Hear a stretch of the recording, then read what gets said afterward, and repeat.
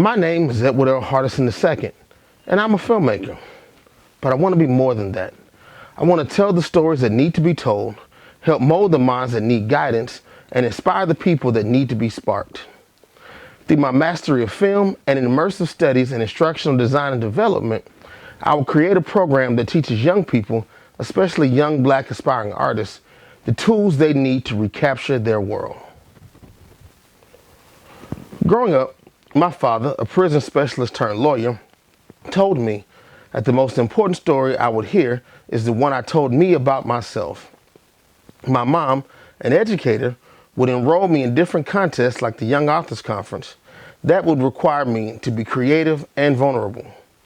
Armed with the desire to write the perfect story about myself and a great outlet to showcase myself, I would win many of these contests.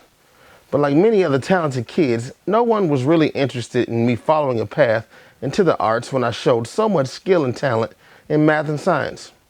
In 2000, I enrolled in college, determined to study electrical engineering and become a NASA astronaut.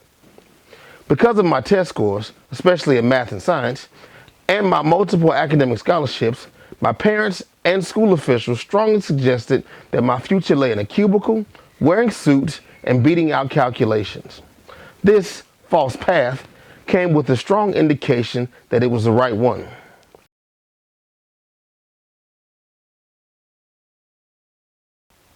My turning point started a few years ago.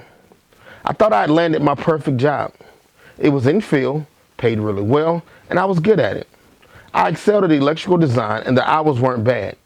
My family had enough money and I was able to buy everything we needed and wanted.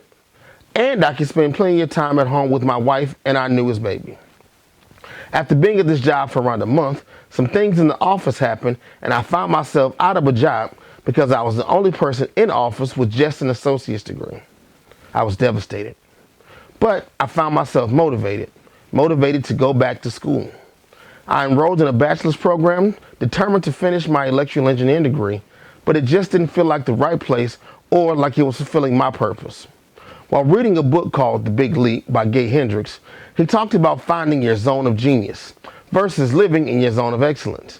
And I knew that while I was skilled in the engineering field, it was not my zone of genius. I just didn't love it. This revelation was a depressing one because I felt lost. One day, while sitting in a ministry meeting, my team and I worked on an upcoming holiday program, and I found myself excited about putting together a comprehensive program that told a story and was entertaining. My wife marveled at how I took to the act of storytelling, and she encouraged me to dive into this creativity. This encouragement propelled me to find a degree program that would train my sights on a new target. When I explored what stories I wanted to tell, they were always in the vein of being entertaining but educational. I wanted to tell the stories that built self-awareness and stimulated self-esteem. When this program is complete, and I have mastered both filmmaking and instructional design and development, I'll pair them together. I'll meet with other educational masters and create a training program and camp called Recapture Your World. So often, many communities are told stories about themselves and who they should be that they start to believe them. It's like Freddie Roach being told by professionals like Eddie Futch that he was not a great boxer. Nothing fell into place until he discovered his own story. What would these stories look like if they were being told by the people living them? How would outsiders feel about these new worlds if they were shown the beauty of these communities from an insider's perspective? Being forced to redefine your story and create your future gives you a goal to strive for, and to quote the Bible, "My people are destroyed for a lack of knowledge." Hosea 4:6. My immediate goals are clear for me. To begin my pursuit of this higher purpose, first, for the duration of this program, I will dedicate at least 30 minutes per day reading books and peer-reviewed research papers related to the subjects that I want to produce content for. Doing this will help broaden my knowledge base in areas that I want to create content. Second, I will spend at least 1 hour per month talking to people in my target audience to see what they're missing and to see what keeps their interest.